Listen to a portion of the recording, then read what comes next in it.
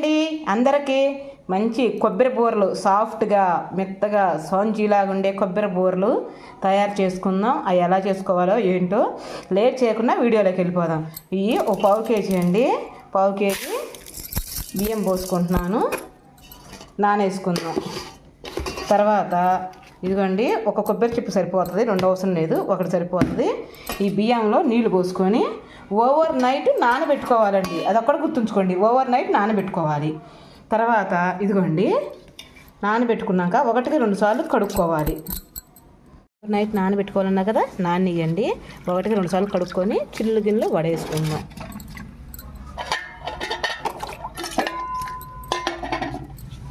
ఇప్పుడు చిల్లు గిన్నెలో వడేసుకోండి. బియ్యం నానియండి, కావాలంటే ఇవ్వండి. చూసారా, ఓవర్ నైట్ నానేసుకోవాలి.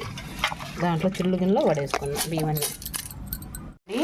పావు కేజీలో కొంచెం తీసేసాను, ఎందుకంటే పావు కేజీ వేయకూడదండి. కేజీకి వచ్చేవరకే బియ్యాన్ని కొబ్బరి బూరలకి 1/2 కేజీ మీద కొంచెం వేస్తారండి కొబ్బరి బూరలకి, అందుకని కొంచెం తగ్గించేసాను.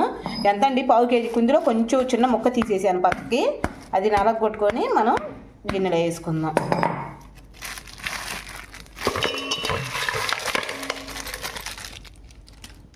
వాటర్ పోసుకుందాం ఒక చుక్క, అందులోకి బెల్లం నానుతుంటుంది.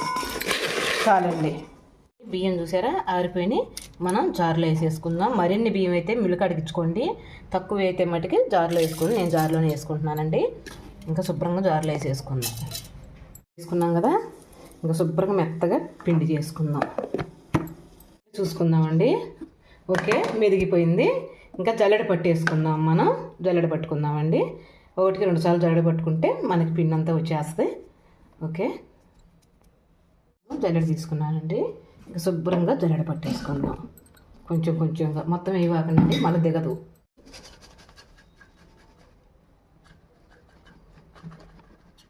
అలా జల్లెడ పట్టేసుకుందాం. అలా పొయ్యం పెట్టుకున్నానండి, కొంచెం కరగనిద్దాము. ఇదిగోండి బెల్లం కరుగుతుంది చూసారా, కొంచెం కరగాలి, పాకం రావాలండి. లేత తీగ పాకము చూపిస్తాను.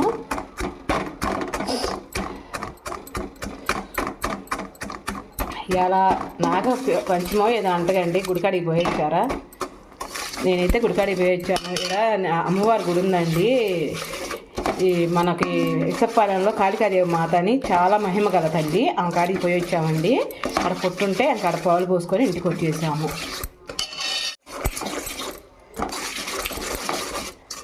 దగ్గరే ఉండి తిప్పుకోండి, పక్కకి వెళ్ళిపోవాకండి, ఎందుకంటే ఎమ్మటే పాకం వచ్చేస్తుంది. అది ఒక చుక్క నీళ్ళు పోసుకొని చూసుకున్నాము. వచ్చేసిందండి, మనకి ఎమ్మటే వచ్చేస్తుందండి లేత తీగ పాకం. చాలు, ఎండు కొబ్బరి వేసుకుందాం. అదేనండి పచ్చి కొబ్బరి అండి. దాంతోపాటే నూగులు యాలుక్కాయ అండి. నూగులు 1 స్పూను, యాలుక్కాయ వేసేసాను. ఇంకా మనకి పాకం అనేది ముదరదండి, ఎందుకంటే కొబ్బరి వేసాను చూడండి, ఇంకా అస్సలు పాకం ముదరదు. అది ఒక్కటి గమనించండి.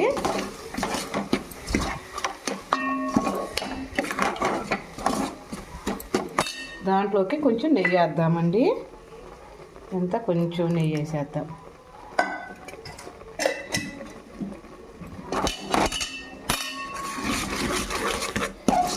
నెయ్యి వేసేసాం కదా, ఇంకా మనం దింపుకుందామండి. స్టవ్ దింపుకొని పిండి వేసుకుందామండి. ఇంక మనం తిప్పుకుందాం. పిండి వేసుకొని కలిపిండిలాగా ఉండలు లేకుండా శుభ్రంగా తిప్పుకుందాం. అయిపోయింది, కరెక్ట్గా మోయనంగా సరిపోయిందండి. ఎక్కువ కాల తక్కువ కాలేదు. మనం ఇంకా కాలిపోతుంది కొంచెం. ఇంకా మనం స్టవ్ మీద నూనె పెట్టేసుకుందాం, ఆయిల్ సరిపోతుంది అండి. ఇంక మనం కవర్ తీసుకొని కవర్ మీద కొంచెం నెయ్యి వేసుకొని, చాలు,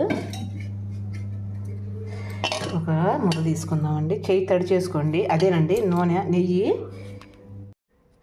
చూసారా, చక్కగా వచ్చేసింది. ఇంక మనం నూనెలో వేసుకుందాం. ఒకసారి తిప్పుకుందామండి పక్కకి. బాగా వచ్చేసింది కూడా బూరలు కూడా, కొబ్బరి బూరలు అండి, చాలా బాగుంటాయి. ఒకసారి ట్రై చేయండి. ఏదైనా సరే ట్రై చేస్తే మనకు రాందే ఉందండి, మానవుడికి మల్లబడేది ఉండదా. ఒక్కసారి ట్రై చేయండి. కొబ్బరి బూరలు చాలా బాగుంటాయి. చూసారా ఎలా పొంగుతున్నాయో. నేను ఆయిల్ తక్కువ వేసుకున్నానండి, మరి కాగబెట్టిన నూనె మళ్ళీ వాడకూడదు ఇంట్లో, అందుకని ఆయిల్ తక్కువ వేసుకున్నాను. తీసి ప్లేట్లో పెట్టేసుకుందాం. చూసారా ఎంత చక్కగా పొంగిందో. ఆయిల్ ఎప్పుడైనా సరే తక్కువ వేసుకోండి. మళ్ళీ అది మన కాసి మళ్ళీ వాడకూడదు అది. ఇంకా అన్నీ ఇలానే చేసేసుకుందామండి. బూరెలు కొబ్బరి బూరెలు అండి, చాలా బాగుంటాయి.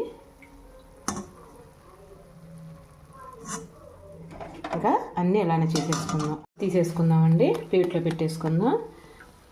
చూసారా ఎంత చక్కగా పొంగుతున్నాయో బూరెలు. మళ్ళీ అలానే వేసేసుకుందామండి. ఇంకోటి కూడా కొంచెం నెయ్యి రాసుకోవటం. మళ్ళీ అదిగో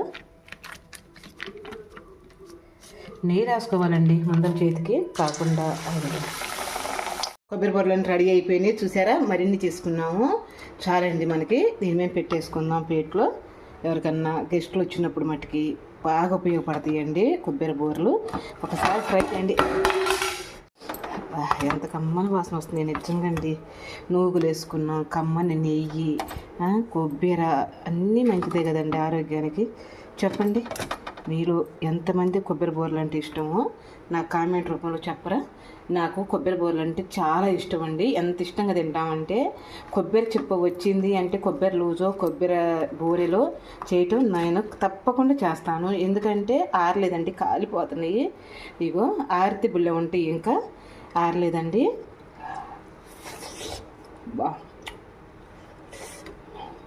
బా నెక్స్ట్ అండి 100కు 100 ఖరీదు బెల్లవని అండి కొబ్బరి బూరెలు.